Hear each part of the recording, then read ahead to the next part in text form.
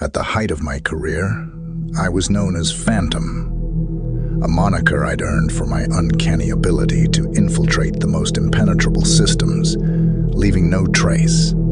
I was a ghost in the wires, a specter in the code. For the right price, I could acquire any information. That was until the day I encountered Spectre. The irony isn't lost on me.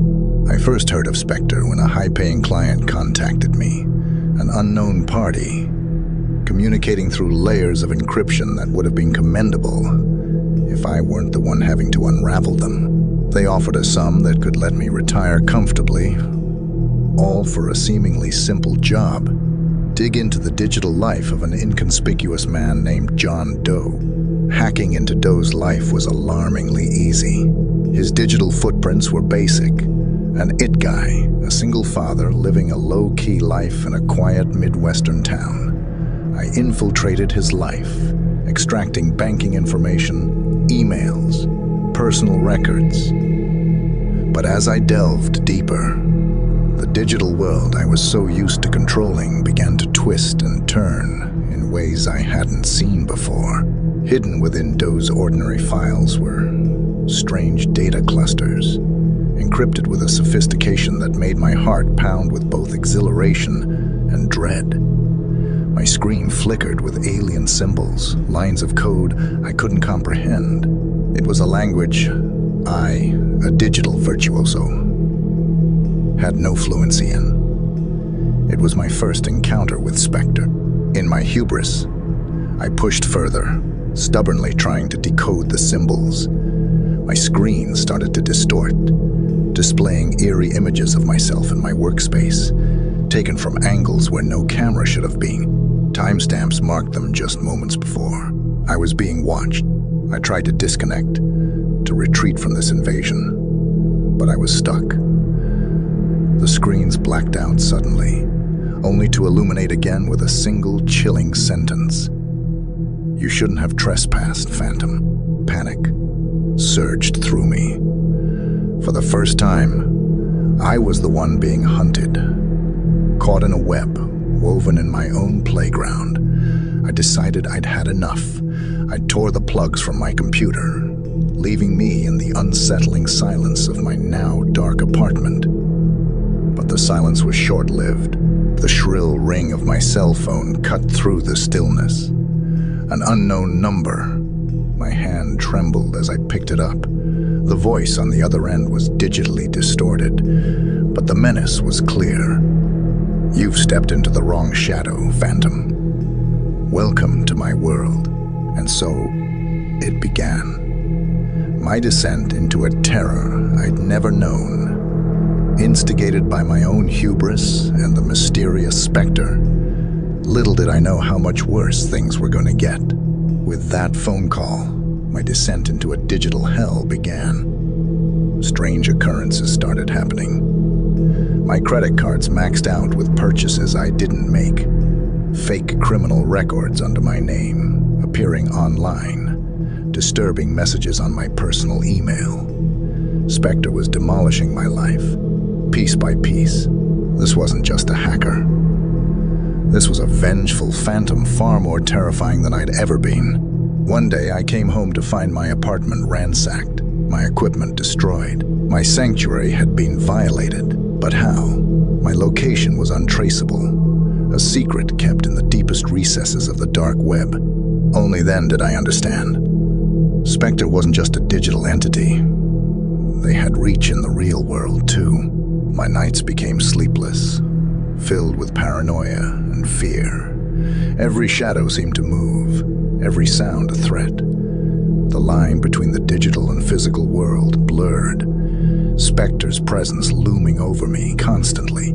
They'd send me pictures of myself from afar, doing everyday things, buying groceries, driving, even as I lay awake in my once safe apartment.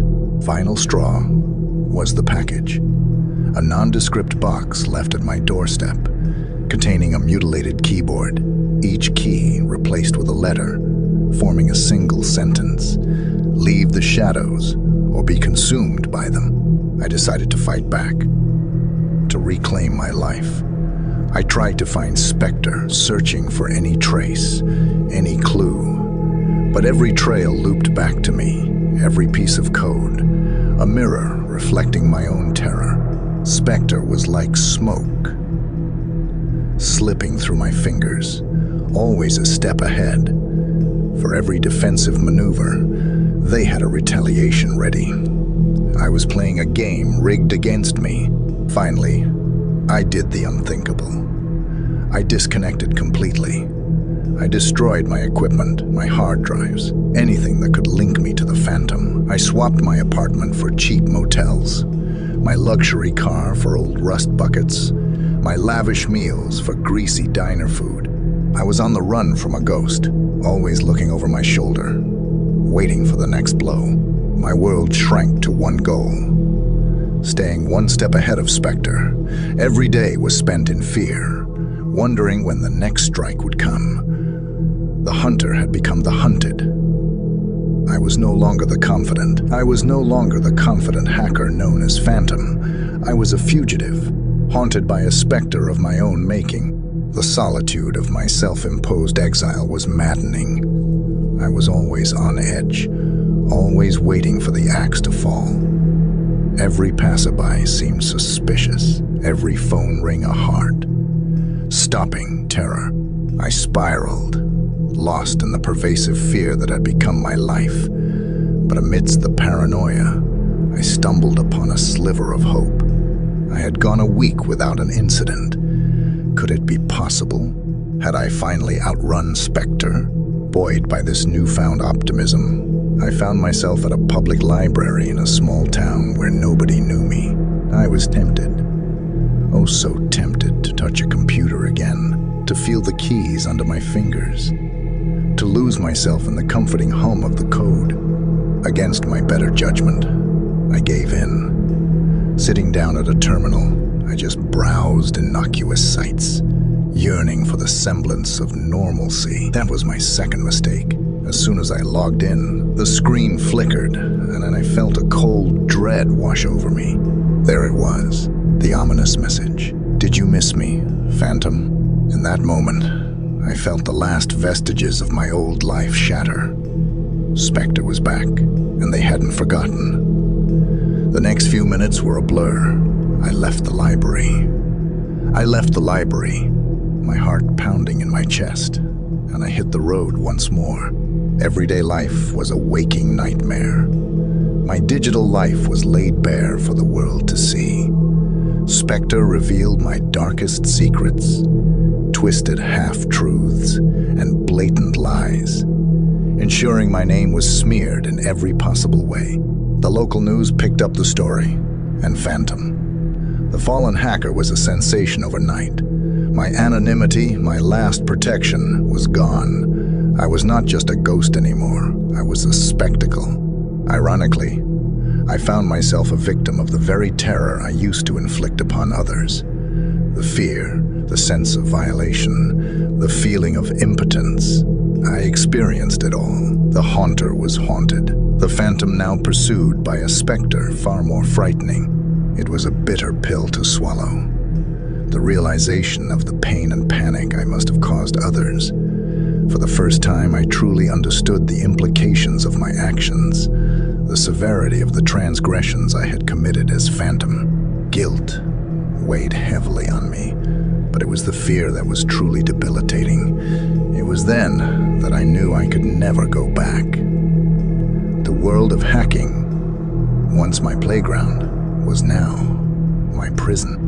I was done. The specter of my past had robbed me of my life, both digital and physical. Even if I survived this, even if I somehow slipped away from Spectre's relentless pursuit, the name Phantom was irredeemable. I would always be a target, always be on the run. There was no future for me in that life. With my options dwindling, I did the only thing left to do. I turned myself in. I walked into the nearest police station, confessed to my crimes, and surrendered myself. I was done running. I was done hiding. I was tired, and all I wanted was for the torment to end. The legal system, unsurprisingly, showed me no mercy. My actions as Phantom were laid bare in court. My transgressions aired publicly for everyone to see. I was vilified, demonized, turned into a cautionary tale for all who dared tread the path I once walked so confidently. And in a twisted way, I found it fitting. I deserved it. I was sentenced to a long-term prison sentence, stripped of all digital privileges. It was, in every sense, the end of Phantom. Ironically, prison was my haven. Behind bars, I was cut off from the digital world. It was a harsh but effective severance. I found a perverse sense of peace in the monotony of prison life.